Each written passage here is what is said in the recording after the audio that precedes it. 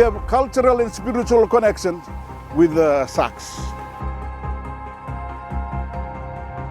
My great-grandfather always tells stories about sharks. During their time, they worship sharks, bringing good luck to them or bad luck. It's a sign of all those things. Beautiful thing that's been around for virtually unchanged for about 350 to 400 million years. This creature that God made, virtually unchanged, perfect in every form, this supreme hunter, and it wasn't terrifying. It wasn't this horrible man-eating, monster. You look in its eyes and you're like, okay, I can see, intelligence.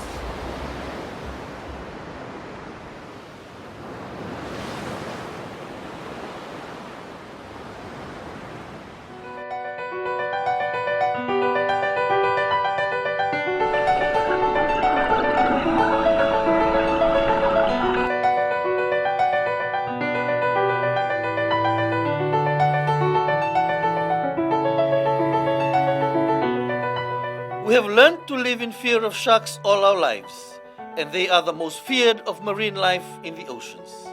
Cult classic movies from 50 years ago, such as Jaws, as well as new modern blockbusters, have increased and heightened widespread terror of sharks, and long demonized them globally as evil man-eating predators, influencing worldwide panic that has led to indiscriminate killing of sharks and threatening extinction of some shark species.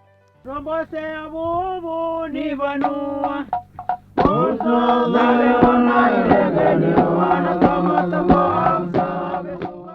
in Fiji and many other parts of the Pacific, indigenous tribes have long held ancient relationships with sharks. Before converting to Christianity, many Fijian tribes had sacred bonds with the natural elements and had important exchanges that tied the relationship. The shark was a symbol that featured strongly in oral traditions and mythology, customary practices, and belief in the spirit world. Islands such as Taveuni and Banga, among others, have strong oral traditions and customs that involve the sacred connection with sharks, and those links continue to exist today. Unique connectivity between people, their traditions, their way of life, and this megafauna, feared by most of other people. But here you see like a relationship that is even like you can see some of them see these sharks as equal, as brothers or sisters, or even as their god. There is a story of how it came to be in Thakonrove legend. There was a story that twins were born, a set of twins, male twins, Mrivalu. One took a human form and one took the form of a shark. And they were both cast adrift in a kumete, or clay, two clay bowls. The human one was captured by another clan somewhere along the Kaunrawe, somewhere near a salt lake. And the shark twin followed him around and kept close watch. The young child, the human who was raised at the salt lake, eventually became the first to eat the cow. His twin became his guardian of the sea. And that twin, that shark twin, became the Kuanga, the sacred guardian of all to the cow. The extension of the chief in the sea was the shark, the sacredness of the shark. The shark on land became the chief, the guardian, the protector of the cow, the sea, and everything around the domain of the shark and the chief.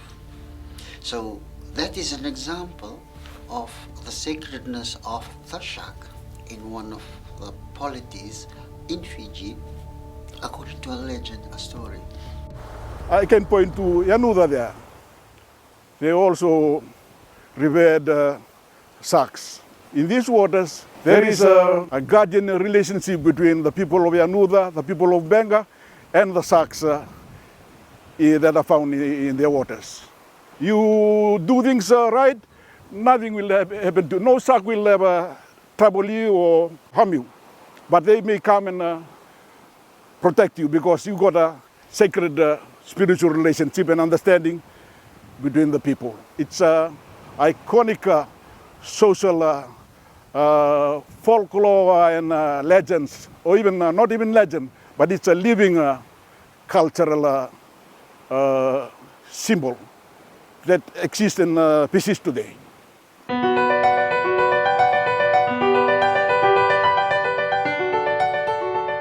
These traditional and customary relationships have long kept harmony and sustainability between people and the natural environment.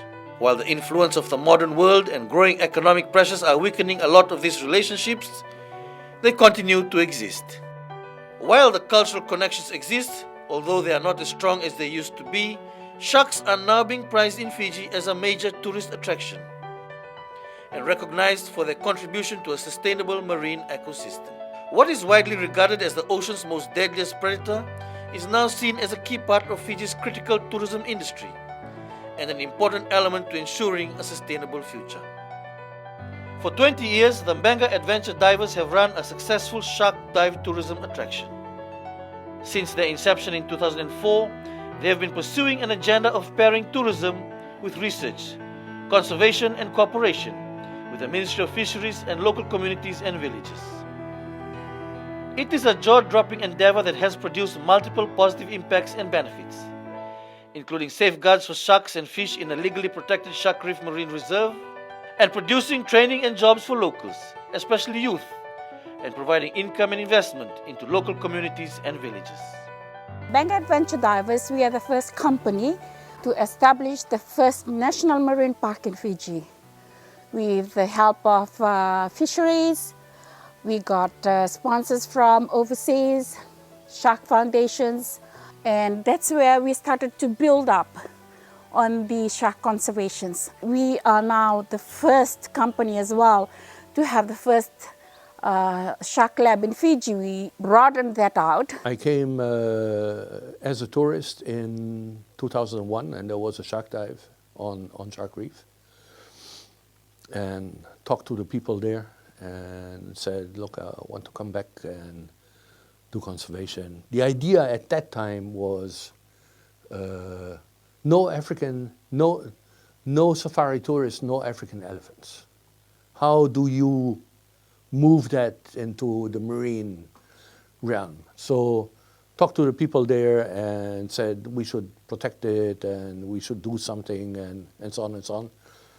And they were skeptical, but they kind of said a careful yes.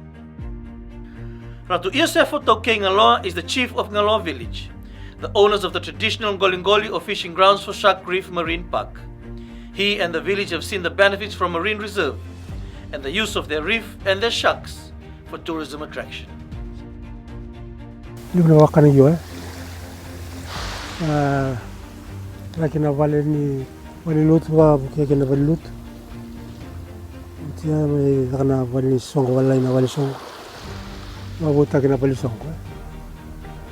The reef is owned by village, and mostly with that job it helps most of the local boys to have their job opportunities, and also help very much in the village with marine levies that are given by tourists.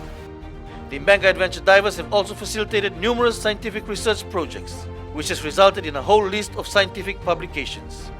And they have also established Fiji's first shark lab.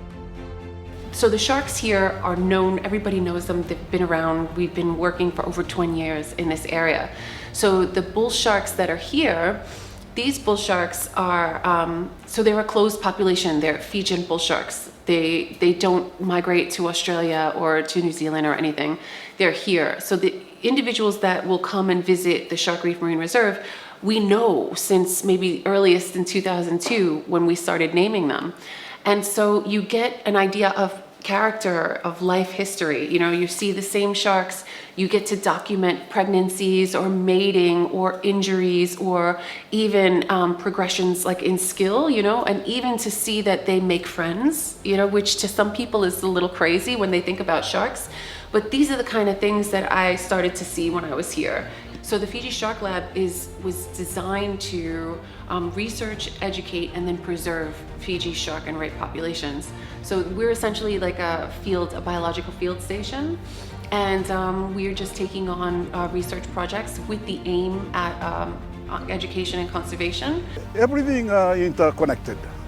You need the coral reefs to be alive, and you also need the sharks and the fish. If you don't have one of those ingredients inside that formula or the equation, then we are in trouble. Because now the reef is sick, and we are overfishing a lot of those coral reef fishes, and the sharks too are in trouble because they are not finding enough food fishes there. Because we are competing with people. There's too much overfishing. A major change that has been documented in the research and observations has been the dwindling number of fish on Shark Reef Marine Reserve. One of our main findings from the last 30 years that I've been with the Ministry of Fisheries is that our fisheries resources, especially the coastal fisheries resources, have been overfished for the last 30 years. Parrotfish are gone, the groupers are gone, the surgeonfish are gone, the rabbitfish are gone, you know, everything that tastes well. I haven't seen a Napoleon wrasse in ages, you know.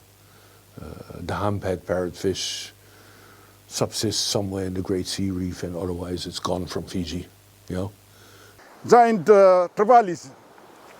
There were plenty of them when we started this marine reserve from 2004, 2005, 2006. But now we hardly find them, these giant trevallies and black trevallies here. And even large red bass or lachanas.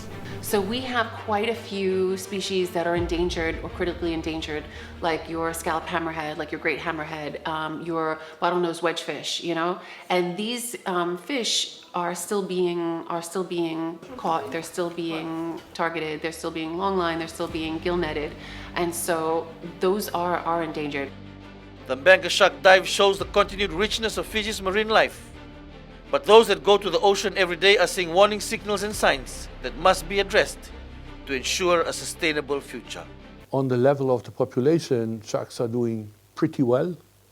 The only challenge right now we're seeing is that some species, like our flagship species, which are bull sharks, give birth in the rivers, and there they get caught by fishermen in the gill nets, which are illegal. And it's always a problem when you go after, you know, after the babies and after the reproductive stage of a species. So that's an issue. And they get eaten because as the good fish get fished away, then suddenly sharks become an acceptable chunk of protein, which, you know, 20 years ago nobody would have eaten, and now people will. While sharks thrive magnificently as they have done for centuries, danger continues to lurk from the pollution being made on land, as well as the increasing demand on the oceans to feed an increasing population and for people's incomes and livelihood. And I think we have to increase our output and input controls on protecting this coral reef of local coastal fisheries resources. This is a self-made problem. This is not global warming. You know, of course, climate change, everything exists and play a role. But this is overfishing, perpetrated by our people. That is the big problem, right? So at the individual level, you know, everybody needs to do their part. Stop littering, which is impacting the ocean in a big way, right? To tell you a story, we put tags on our sharks and then put receivers in the water to see where they went years ago. And we found out that every evening they would congregate in front of the Navua River, irrespective of tides and weather and, you know, all of that you could And for years we didn't quite know why. And then I found out that as the sun goes down, the people who don't want to pay the rates throw their garbage bags into the river. And the sharks have learned that now there's, you know, as the sun sets, there's food coming down there, you know. That's terrible stuff, you know. So stop littering, you know. When it comes to seafood, don't catch, consume, buy, whatever, you know. Endangered species, protected species, undersized species. Sharks are an important part of the marine world. They are to be treated with respect as they provide a connection and a balance.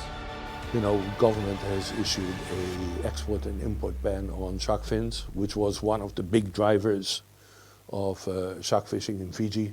Boom and bust, because there is not a lot of sharks, actually, you know. If you go to a reef and you catch all the black-tipped reef sharks, they're gone. And then it takes a very, very, very, very long time for a baby black-tipped reef shark to find that reef again and start, you know, start living there. Something is wrong there. There's laws on the books, but then the compliance department of fisheries, which are the people that should enforce the laws, maybe 10 people in the field for the whole of Fiji. So the money needs to go there. If we are to carry out, it depends on the number of fishing grounds. Say for one fishing ground, yes, we have enough officers on the ground to be able to do that. But when you talk about covering those 410, we might need more staffs to be recruited. Fish management, it's not really working because we may have some of the legislation, some are old, but what's important is enforcement and compliance. Those are, there's very little or not in existence, enforcement and compliance. When you talk about poaching in the sea, any place is an entry and exit, and that is quite challenging. Even if we do see people out there, you know, poaching, sometimes trying to catch them is quite difficult. They might have, you know, bigger engines, powerful vessels, and for communities just to have a 30 horsepower, 25, that could be a challenge to them. Commercial fishing is like an hourglass, right? You got hundreds and thousands of fishermen out on the ocean. Very difficult to catch, to monitor, to discipline, you know. You got hundreds of thousands of consumers.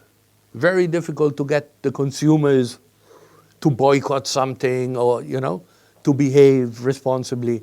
But where the hourglass comes together are the traders. The traders are on land. They are visible because they need to market. They have all the data about the fish that are being caught. You know, every species, how many, where from, all of that, right? So that's where the enforcement should work. Watching big bull sharks and other shark species being fed is a surreal, powerful and humbling experience. This has been going on in Bangor for over 20 years, and a lot of research and knowledge has been gained and documented. Here is living proof that sharks are more profitable for people when they are alive and in their natural environment. And we must continue the efforts in conservation that are now harmonizing ancestral views with scientific insights.